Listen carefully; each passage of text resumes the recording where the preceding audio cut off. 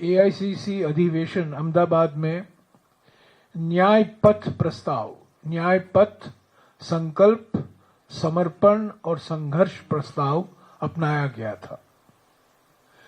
उसके बाद 15 और 16 तारीख को राहुल गांधी जी गुजरात गए और जैसा कि हमारे बेलगावी अधिवेशन में कहा गया था, संगठन सृजन अभियान की शुरुआत हुई और इसकी शुरुआत गुजरात में ही हुई। 15 और 16 तारीख को राहुल जी ने इसकी शुरुआत की और इस अभियान का मकसद हमारे जिला अध्यक्षों को और मजबूत बनाने का है और सशक्त बनाने का है और जिले के स्तर पर जो हमारा संगठन है उसको और अधिकार और पावर्स देने की बात चल रही है। पहला कदम इसमें डीसीसी अध्यक्षों को नियुक्त करने का होगा। इसके लिए हर एक जिले में 41 जिले हैं गुजरात में, हर एक जिले में 5 ऑब्जर्वर हैं, 4 पीसीसी के ऑब्जर्वर हैं और 1 एआईसीसी से भेजे जा रहे हैं। तो कुल मिलाकर हर एक जिले में 5 ऑब्जर्वर होंगे। एक प्रक्रिया उनको दी गई है और मई 31 तक नए अध्यक्षों की नियुक्ति की जाएगी।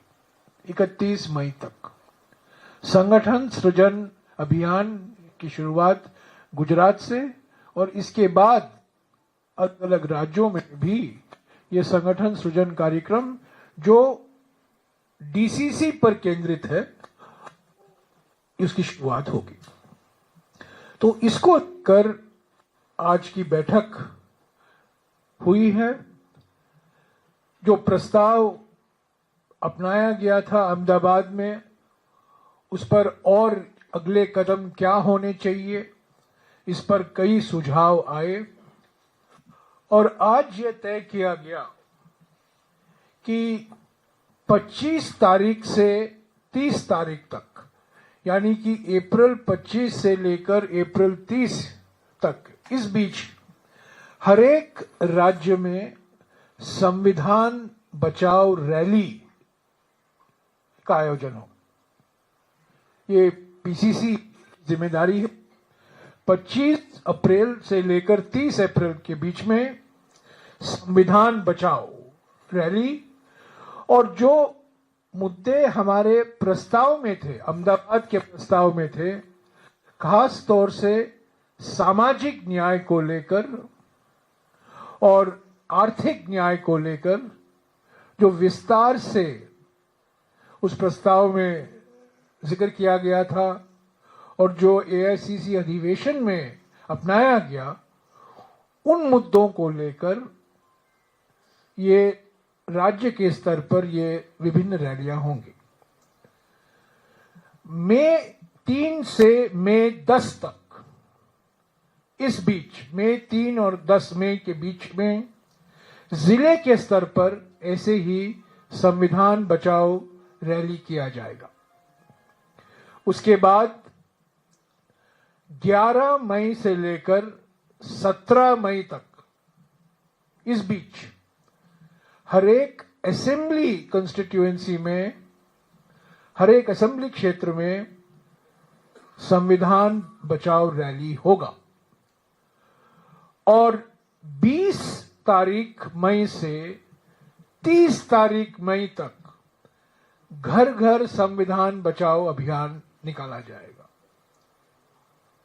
तो 25 अप्रैल से लेकर 30 मई तक राज्य के स्तर पर, जिले के स्तर पर, असेंबली क्षेत्र के स्तर पर और घर घर को लेकर जो हमारा अहमदाबाद अधिवेशन का न्याय पथ प्रस्ताव जो अपनाया गया था, उसकी जो मुख्य बिंदु हैं, मुख्य विषय हैं, मुख्य मुद्दे हैं और जैसा कि मैंने कहा, खास तौर से सामाजिक न्याय को लेकर और आर्थिक न्याय को लेकर विस्तार से जो उस प्रस्ताव में पेश था, उसको हम राज्य में, जिले में, असेंबली क्षेत्र में और घर घर तक वो संदेशा पहुंचाएंगे और ये संविधान बचाओ रैली होगा। इसके अलावा और भी मुद्दे आए, कई लोगों ने जिक्र किया। जिस तरीके से हमारे संविधान पर आक्रमण हो रहा है और जैसा कि मैंने आपको पहले ही बताया गया कि जिस तरीके से ईडी जैसे संस्था का दुरुपयोग हो रहा है, जिसके सूत्रधार दो व्यक्ति हैं जिनकी मानसिकता आपराधिक मानसिकता है, न्याय को लेकर एक बहाना बना रहे हैं, कानून को लेकर एक बहाना बना रहे हैं, पर ये तो आपराधिक मानसिकता है। जिस तरीके से ईडी का दुरुपयोग हुआ है हमारे कांग्रेस के नेतृत्व पर लगातार हो रहा है, तो इस पर भी चर्चा हुई। इसको लेकर 21 और 24 के बीच में अलग अलग राज्यों में, अलग अलग शहरों में हमारे नेता प्रेस कॉन्फ्रेंस करेंगे। मीडिया के द्वारा जो गलत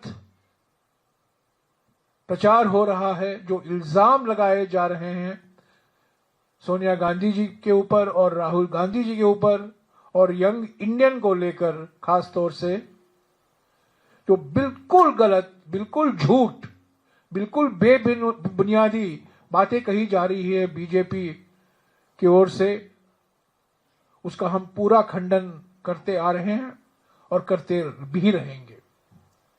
उस पर ज्यादा चर्चा नहीं हुई क्योंकि सब लोग जानते हैं कि इसका खंडन को तो हमें करना ही है। ये कोई कानूनी मसला नहीं है, ये एक बिल्कुल राजनीतिक मुद्दा बन गया है। प्रतिशोध की राजनीति, उत्पीड़न की राजनीति, धमकी की राजनीति, डराने की राजनीति है और हम पीछे हटने वाले नहीं हैं। पर आज की बैठक का मुख्य मकसद यही था कि अहमदाबाद में जो प्रस्ताव अपनाया गया था उसको हम आगे और कैसे ले चलें। राहुल जी बार बार सामाजिक न्याय को लेकर अलग अलग जगहों में इस पर बात कर रहे हैं। खास तौर से हमारे अहमदाबाद प्रस्ताव में 3 बिंदु मौजूद थे जिसको हमने कहा था कि सामाजिक न्याय जो संविधान के पहले, हमारे संविधान के प्रस्तावना के पहले ही लाइन पर इसका जिक्र किया गया है। सामाजिक न्याय, आर्थिक न्याय और राजनीतिक न्याय। सामाजिक न्याय को लेकर हमारे 3 मांगे जो थी, एक, राष्ट्रीय स्तर पर केंद्र सरकार द्वारा एक जातीय जनगणना गणना कराना अनिवार्य है। दूसरी बात, जो अनुच्छेद 15(5) है, जो 2006 में शामिल किया गया था हमारे संविधान में, जिसके द्वारा अनुसूचित जाति, अनुसूचित जनजाति और ओबीसी युवकों को शैक्षिक संस्थाओं में, निजी शैक्षिक संस्थाओं में आरक्षण दिया जा सकता है, उसको भी लागू करने की मांग की गई है। और तीसरी बात, जो 50% सीमा लगाई गई है 1962 में, यह संविधान में नहीं है, यह सीमा सुप्रीम कोर्ट ने तय किया था 1962 में और बार बार दोहराया गया है। संविधान संशोधन द्वारा ये 50% सीलिंग हटाने की मांग की है। ये हमने कहा है कि हमारी प्राथमिकता होगी। और आर्थिक न्याय को लेकर जो मुद्दे हमने रखे हैं, खास तौर से एमएसपी को लीगल गारंटी, स्वामीनाथन फॉर्मूला, लागत के ऊपर 50% बढ़ाकर एमएसपी उसी स्तर पर तय करने की जो फॉर्मूला स्वामीनाथन जी ने दिया था उसको लागू करने की मांग की है। ऋण मुक्ति, किसानों के लिए एक ऋण मुक्त कार्यक्रम जैसा कि 2008 में यूपीए सरकार के समय लागू किया गया था, उसकी भी मांग हमने दोहराई है। और एमएसएमई, जो छोटे उद्योग हैं, लघु उद्योग हैं, जो बंद पड़े हुए हैं, खास तौर से चीन से जो आयात हो रही है पिछले 5-6 सालों में, उसके वजह से हमारे एमएसएमई बंद हो रहे हैं, रोजगार के अवसर घट रहे हैं भारी मात्रा में। ये सब हमारे प्रस्ताव में है। तो इसको लेकर, जैसा कि मैंने आपको जानकारी दी है, 25 अप्रैल से लेकर 30 मई तक ये संविधान बचाओ रैलियां होंगी। संविधान बचाओ घर घर अभियान चलाया जाएगा और मकसद एक ही है कि सामाजिक न्याय, आर्थिक न्याय और राजनीतिक न्याय जो हमारे संविधान के प्रस्तावना में है उसको हम और आगे कैसे ले चले, उसी मकसद के साथ आज की बैठक हुई है। और आप देखते जाएंगे जो गुजरात में संगठन सृजन अभियान शुरुआत हुई है वो अलग अलग राज्यों में भी वो लागू किया जाएगा। शुक्रिया सर। हाँ, एक एक करके।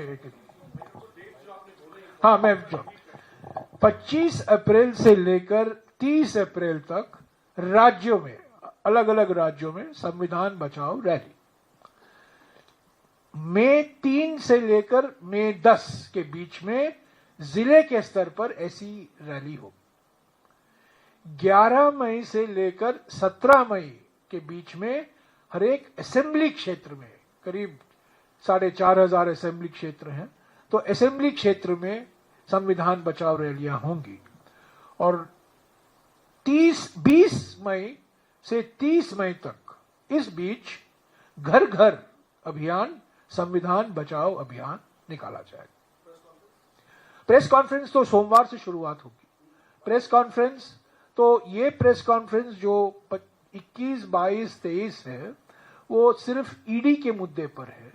जो ईडी का दुरुपयोग हो रहा है राजनीतिक विरोधियों पर, खास तौर से कांग्रेस लीडरशिप को जो निशाना बनाया गया है, और वही पार्टी जो वॉशिंग मशीन चला रही है वो ईडी का दुरुपयोग कर रही है, उसको लेकर ये इन 3 दिन 40 अलग जगहों में प्रेस कॉन्फ्रेंस होगा, 21, 22 और 23।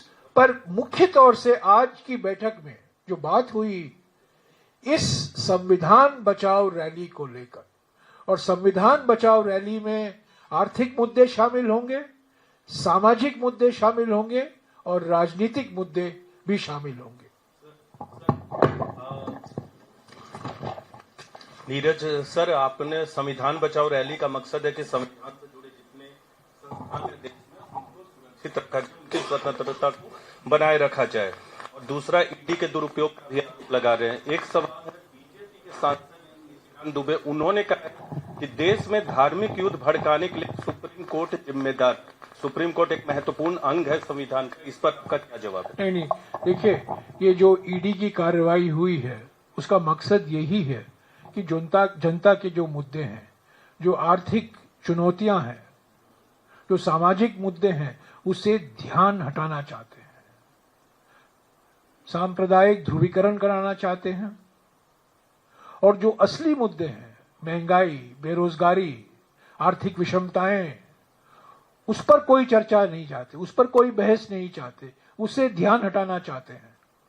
और इसीलिए जब भी मौका मिलता है ये ईडी का दुरुपयोग करते हैं।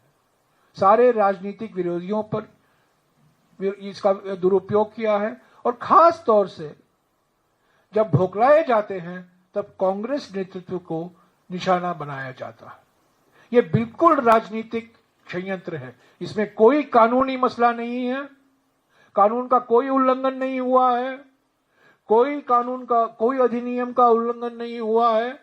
ये सिर्फ राजनीतिक है और असली सामाजिक और आर्थिक मुद्दों से ध्यान हटाने की एक षड्यंत्र है। Sir, like Neeraj sir has already stated, what Nishikant Dubey has said is that about talking at this press conference is yeah. on what the AICC said, Sir, not what somebody no, else no, no, said. no. I am asking about the Samvidhan Bachao Sammelan only, sir. Related to that only, sir. आप ध्यान हटाने की कोशिश मत No, कीजिए। no, no, no, sir.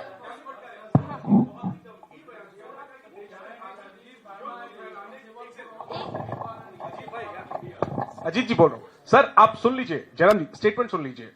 Nishikant Dubey ने कहा है कि देश मैं में निशिकांत दुबे पर ये प्रेस कॉन्फ्रेंस नहीं सर, है। उन्होंने कहा कि सुप्रीम कोर्ट जिम्मेदार है, देश में युद्ध भड़काने के लिए अब सुप्रीम कोर्ट केवल जिम्मेदार है। ये देखिए, बहुत गंभीर स्टेटमेंट, सुप्रीम कोर्ट को रिएक्शन कमजोर करने में लगे हुए हैं। सुप्रीम कोर्ट के जो अधिकार हैं, संविधान जो अधिकार देता है सुप्रीम कोर्ट को, उसको काटने में, उसको कमजोर करने में लगे हुए हैं। संवैधानिक पदाधिकारी भी सुप्रीम कोर्ट के खिलाफ बोल रहे हैं, मंत्री भी सुप्रीम कोर्ट के खिलाफ बोल रहे हैं, सांसद भी, बीजेपी के सांसद भी अभी सुप्रीम कोर्ट के खिलाफ बोलने में लगे हुए हैं। क्योंकि सुप्रीम कोर्ट एक ही बात कह रही है, जब आप कानून बनाते हैं, संविधान के बेसिक स्ट्रक्चर के खिलाफ मत जाइए। अगर संविधान के खिलाफ है तो इस कानून को हम स्वीकार नहीं कर सकते। कांग्रेस पार्टी चाहती है कि सुप्रीम कोर्ट इंडिपेंडेंट हो, पूरी तरीके से स्वतंत्र हो, निष्पक्ष हो, और जो अधिकार उनको संविधान ने दिया है उसका पूरा सम्मान करना चाहिए। पर यह बिल्कुल साफ है कि एक जानबूझकर अलग अलग आवाजें आ रही हैं और सुप्रीम कोर्ट को निशाना बनाया जा रहा है। क्योंकि सुप्रीम कोर्ट कई मुद्दों पर, इलेक्ट्रल बॉन्ड लीजिए, अब ये वक्फ का मुद्दा आया है, इलेक्शन कमीशन का मुद्दा भी लंबित है सुप्रीम कोर्ट में। कई ऐसे मुद्दे हैं जहां सुप्रीम कोर्ट ने कहा है कि जो सरकार ने किया है वो गैर संवैधानिक है, वो संविधान के खिलाफ है। Will you approach higher courts Again? against this National Herald charge sheet? No, let us see. Let us see we don't have the charge sheet. This is amazing. We are being accused without a charge sheet, and this is not a charge sheet. It's a lie sheet. It's a lie sheet. I have said so on multiple occasions. Let me say it once again. Young Indian is a Section 8 company. Section 8 under the Companies Act 2013 and Section 25 under the Companies Act of 1956. It's a no-profit company. No profit. It owns no assets. All the National Herald properties are owned by Associated Journals Limited. There is no property owned by Young Indian. Young Indian shareholders get no income, no sitting fee, no benefit. It's a non-profit company. No law has been broken. This is what the government has done is actually a crime. No law has been broken. These charges are completely false. Completely false. The properties of National Herald continue to be owned by Associated Journals. Let us be very clear on that. And we are, these are the facts. They will come out. Jairam sir. Let us see first. Let the charge sheet come. Where is the charge sheet? Let's see what happens on the 25th. So But we are very clear. This is not a legal battle. This is a political battle. This is a battle between Satya and Asatya, Satya and Jhoot. This is a political battle. It is a political battle because the BJP wants to divert the people's attention from pressing economic and social issues. And every time the Congress raises issue of caste census, issue of reservations for scheduled castes, scheduled tribes and OBCs, every time Congress party raises issue of constitution, ED is raised by the BJP. ये chargesheet नहीं है, ये एक झूठ पत्र है, ये chargesheet नहीं है। जो सेक्शन 8 कंपनी है यंग इंडियन, बार बार कहा जाता है कि 2000 करोड़ रुपए की एक संपत्ति के मालिक बन गया है, बिल्कुल गलत है, बिल्कुल झूठ है, बेबुनियादी है। जो बिल्डिंग है, जो संपत्तियां हैं, वो एजेएल के कंट्रोल में है। एजेएल मालिक है, यंग इंडियन मालिक नहीं है। शेयर होल्डर यंग इंडियन के कोई आमदनी नहीं है, कोई प्रॉफिट नहीं मिलता है, क्योंकि ये नॉन प्रॉफिट कंपनी है। और इस कंपनी जो बनाया गया है वो कंपनी अधिनियम, कंपनी लॉ 2013 के तहत ही बनाया गया है, कोई गैर कानूनी तरीके से नहीं बनाया गया है। सारे कागजात हैं और एक ना एक दिन जल्द ही सारा सत्य निकल आएगा और ये सबको पता चल जाएगा कि ये एक राजनीतिक षड्यंत्र रचाया गया है 2 व्यक्तियों से द्वारा, जिनकी मानसिकता आपराधिक मानसिकता है। क्राइम उनकी है, अगर कोई क्राइम है वो क्राइम प्रधानमंत्री और गृहमंत्री की है और किसी की नहीं। Ram sir, one question. Sir, as the Congress President Mallikarjun Kharge has also mentioned about Waqf, so I just wanted to know the campaign which you are starting from April 20th. Are you also going to make sure that awareness campaign will be done? संविधान बचाओ में ये सब शामिल होगा।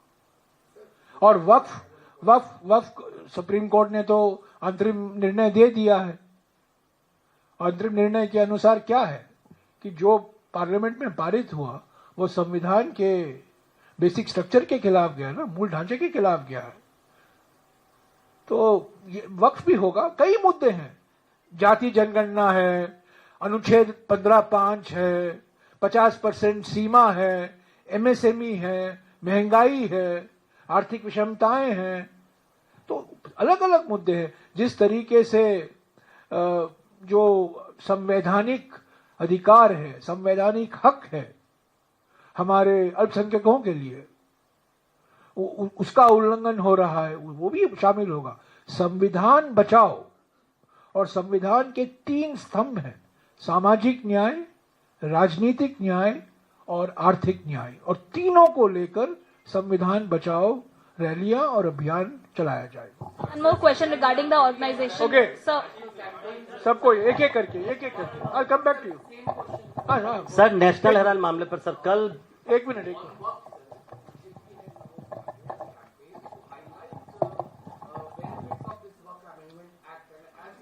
No, I can only speak about what the Congress party is doing. Our position in the parliament has been vindicated by the Supreme Court.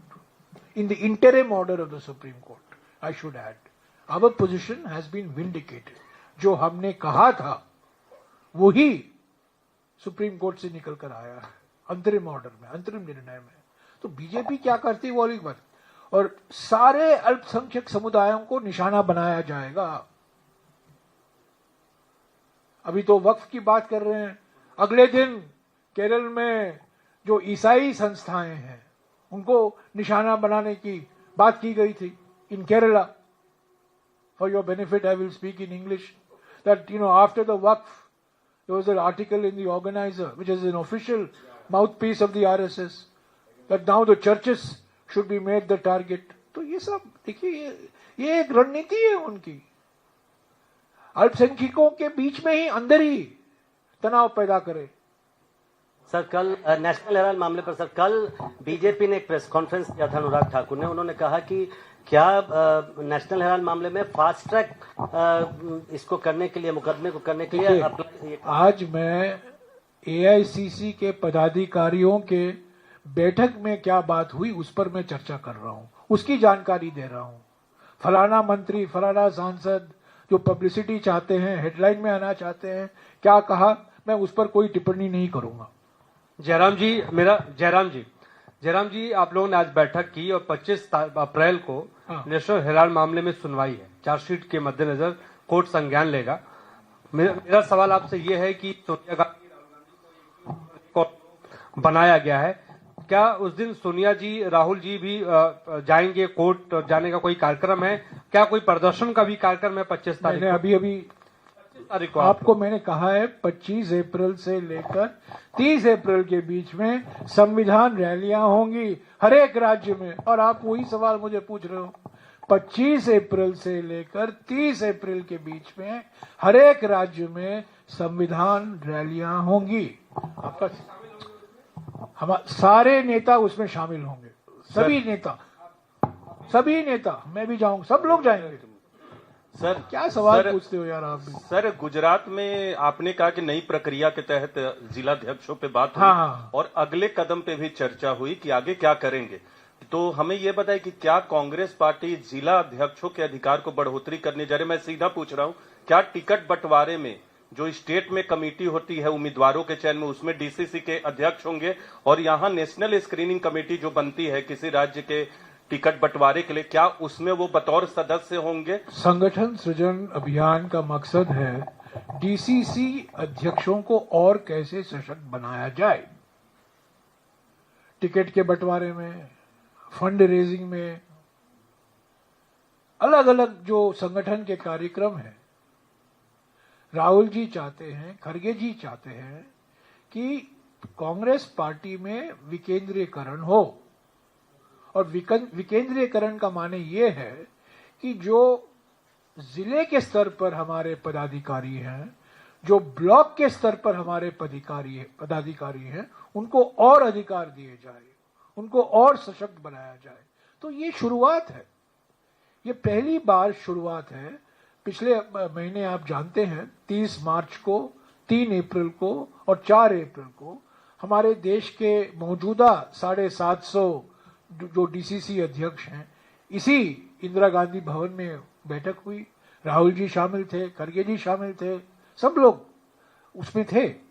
और उसके बाद में एआईसीसी अधिवेशन हुआ, और इसी मकसद के साथ पहले गुजरात में और बाद में अलग अलग राज्यों में इसी प्रक्रिया को फिर वहीं अपनाया जाएगा। और इसका मकसद एक ही है, डीसीसी प्रेसिडेंट को और ज्यादा अधिकार कैसे दिया जाए, टिकट के बंटवारे में, फंड रेजिंग में, फ्रंटल ऑर्गेनाइजेशन की नियुक्ति में। और एक और बार मैं कह दूं आपको कि अभी हर एक राज्य में पीसीसी में एक पॉलिटिकल अफेयर्स कमेटी होता है, पीएसी। ये भी तय किया गया है संगठन सृजन अभियान के तहत कि हर एक जिले में एक डिस्ट्रिक्ट पीएसी होगा, पॉलिटिकल अफेयर्स कमेटी होगा हर एक जिले में, ताकि न केवल राज्य के स्तर पर जो मुद्दे हैं, न केवल राष्ट्रीय मुद्दे हैं, पर कई जिलों पर भी, जिले के स्तर पर बहुत महत्वपूर्ण मुद्दे होते हैं। तो इसलिए इस नए प्रक्रिया में एक डिस्ट्रिक्ट पॉलिटिकल अफेयर्स कमेटी की स्थापना की जाएगी, और डीसीसी अध्यक्ष को और सशक्त बनाया जाएगा। But sir, is it true that these DCC presidents will be barred from contesting elections from three years? Because there are some reports regarding this, that Congress is also going to make such kind of rule. Is it true? The DCC presidents will be given more powers than they have in the matter of selection of candidates for local body elections, for assembly elections, for parliamentary elections. They will be given more powers for raising resources and retaining a portion of those resources. In fact, we want to make sure that the Kerala model is adopted in all the districts of the country. In the Kerala model, house to house, door to door campaigning takes place, and fundraising also takes place. So we want to follow the Kerala model in other states. So the whole idea is to decentralize. The whole idea is to empower and create a new cadre of leaders who will emerge from the district. This is what it used to be in the Congress party many, many years ago. But that is now being revived, and Gujarat is the starting point. They will have a crucial say in the selection of candidates for local body elections, for assembly elections and parliament elections. Yes, they will have a crucial say. Every district, today every PCC has a state level political affairs committee. As part of this empowerment of DCCs, there will be a district level political affairs committee also. Every district, because sometimes there are issues which are particular importance in the district. So they must have a broad-based institutional mechanism for discussion. So we have a political affairs committee at the PCC, there will also be a political affairs committee at the district level. Okay? हाँ. Okay, तो ये जो राज्य स्तर पर, जिला स्तर पर और विधानसभा के स्तर पर संविधान बचाओ सम्मेलन आप और करेंगे? घर घर के स्तर पर, वो उस पर मैं चार लेवल, वही तो मेरा सवाल है। तो बाकी तो सम्मेलन होगा, ये जो घर घर आप अभियान वो तो चलाएंगे, अभियान है, वो तो अभियान तो है। मैं ये पूछ रहा हूँ उसमें क्या टारगेट है, कितने घरों कितने परिवारों तो तक पहुंचने का आज टारगेट ही है, और उसमें क्या संविधान की कॉपी आप देंगे, कैसे मैसेज अभी पहुंचाएंगे, और क्या देखते राहुल जी भी जाइए। उसमें भाग लेंगे? बैठक आज ही हुई है, निर्णय आज ही किया गया है। रणनीति क्या बनी है? क्या संविधान डिस्ट्रीब्यूट किया जाएगा या बुकलेट दिया जाएगा, या पर एक चीज जरूर दिया जाएगा, वो अहमदाबाद प्रस्ताव। क्यों? अब टारगेट तो 100% होता है। घर घर माने घर घर, घर घर माने घर घर, चुन चुन के घर घर नहीं, घर घर माने घर घर। पर हम चाहते हैं कि घर घर जो हमारा न्याय पथ, संकल्प, समर्पण, संघर्ष प्रस्ताव है, उसमें सारा कुछ दिया गया है।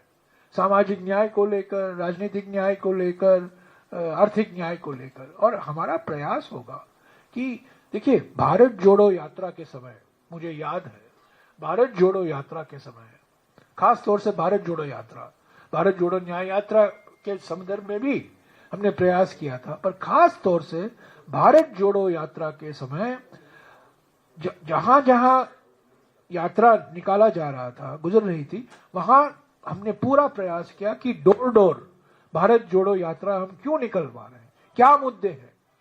और वो कई नागरिक संस्थाएं मिल गई, ऐसे ही तो एनजीओ शामिल हो गए भारत जोड़ो यात्रा में। तो ये जो आपने पूछा 20 तारीख मई से 30 तारीख मई के बीच में, इसमें हमारे कांग्रेस कार्यकर्ता शामिल होंगे, एनजीओ नागरिक संस्थाएं शामिल होंगी, जो हमारे कांग्रेस हितैषी हैं, शुभचिंतक हैं, वो भी शामिल होंगे, क्योंकि हम चाहते हैं कि अहमदाबाद प्रस्ताव और संविधान बचाओ का संदेशा घर घर तक, हर घर तक पहुंचे।